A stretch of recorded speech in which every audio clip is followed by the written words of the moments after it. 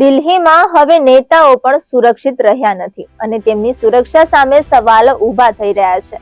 દિલ્હીના ચાણક્યપુરી વિસ્તારમાં કોંગ્રેસના સાંસદ સુધા રામકૃષ્ણના ગળામાંથી અજાણ્યો શખ્સ સોનાની ચેન ખેંચીને ફરાર થઈ ગયો હતો. આ મામલે દિલ્હી પોલીસે ફરિયાદ નોંધીને વધુ તપાસ હાથ ધરી છે.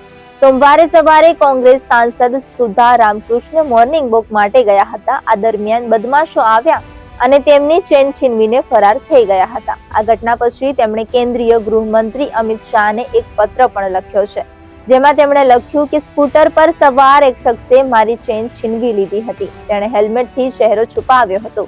દિલ્હીના એક વરિષ્ઠ પોલીસ અધિકારીએ જણાવ્યું કે આ મામલે ફરિયાદ નોંધવામાં આવી છે અને તપાસ ચાલી રહી છે.